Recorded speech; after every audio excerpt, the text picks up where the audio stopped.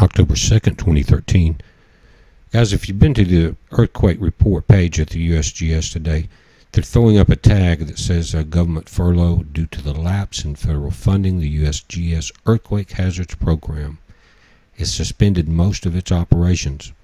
The accuracy or timeliness of some earthquake information products, as well as the availability or functionality of some web pages, could be affected by a reduced level of operation. Also, the Voyager 2 crew tweeted in, it says, due to government shutdown, we will not be posting or responding from this account. Farewell, humans. Sort it out for yourselves.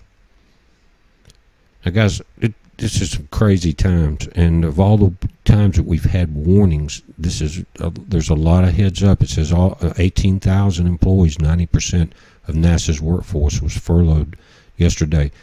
Now, they did say to protect the life and crew as well as the assets themselves, we could continue to support, or would continue to support, the International Space Station. It says, we will closely monitor the impact of an extended shutdown to determine if the crew transportation or cargo resupply services need to be handled. Other than NASA spacecraft, the rover, New Horizons going towards Pluto, will be left to their own devices. Here, NASA tweet, due to the government shutdown, all public NASA activities are canceled or postponed until further notice. And we know the Space Fence radar system has gone silent. Went down September 1st. They were going to cut it off October 1st. They didn't wait. Now, the Region 3 thing, we're all aware of this, but there's some things here.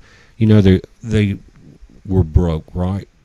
You can't even go see the Statue of Liberty. Even though those federal parks and stuff and the national parks make money. One of the few things in government that make money, they shut those down too. But here, 2,800 MRAPs. Those cost $600,000 a piece. Those are those armored vehicles for the Department of Homeland Security. You know, that's $1,680,000,000 for just that, and then you got $13 million in MREs, 14.2 million in the Region 3 alone. 386 UN troops trained. They don't put the cost down there, and 11 million in antibiotics. Then in November, with all of that in place, they're set up to do a power grid nationwide drill. Now, on the side, it says they will not be shutting off any power. There's going to be setting up scenarios. Here, I hope they just have their tracking off, because if everyone's watching Ison, and that's the pink square, and if the tracking, and most of the tracking on this is pretty accurate as far as the satellites and the planets, Ison will have to do a great arcing curve to wrap around the sun, because it's headed directly into the path of Earth's orbit, which is in the yellow dot. Now, again, I've never seen a comet on this chart. That's unusual in itself. But that's the direction that Ison is heading, so that will have to be a pretty sharp curve. And we're watching that, and again on the 11th, we're going to have some solar wind pressure. That density that we're going to catch tonight is going to be striking Mars on the 10th and the 11th. Also in November, Fukushima, unit number 4, they're going to attempt to move the spent fuel rods out, and the protective lining around the fuel rods is corroded away. If they touch, it says it will be 1,600 times greater than the reaction at Chernobyl. That for thousands of years, the Earth will pay the consequences if they cannot get these out of there without them touching each other. And that building's tore up. They don't have their computer control machines in place like you see in this photo on the right, guys. Also, in the Gulf, heads up for all of my friends here in the Southeast, Louisiana, Texas, Alabama, Florida.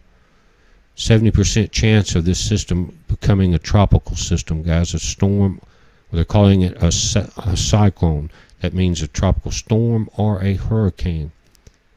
Now, that's saying it's going to move into the northern Gulf. Tropical Storm Jerry is going to move north.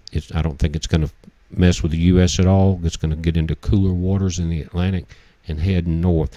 But the storm in the Gulf, this is a radar, they're saying watch it in the northern Gulf of Mexico, and we already have the rain pattern setting up there, as you see, guys. We haven't had anything come in this year. I thought this whole season was going to be gone without a storm coming in, and right here at the end, we may not be quite so lucky as we thought. It's a big storm, and you can see the rotation has started. That's one of the things we're going to keep a sharp eye on later tonight and in the morning, is this one storm. Now, also, China is about to get hit, and there's a low pressure that's really strange the way it's setting right there in Fukushima, guys, and pounding them with rain, and that's everything's crumbling around them, and it's just sitting there. But in the bottom, this is the one that's going to go into China. It's a strong storm, and right there, let me zoom this up, is a low pressure that is a tropical low. That was a tropical storm at first, and it raking the upper coast of Japan, right where the Fukushima prefecture is, and the nuclear power plants. So there's a lot going on. Now this is the K index, and that we've had those 2 solar flares. This is out of Boulder, Colorado. This is where we get the information seen, and you see today how that intense heat and the intense X-rays that we were getting here on the surface. Now tonight we're watching for the effects of the Sunday night coronal mass ejection from that filament eruption.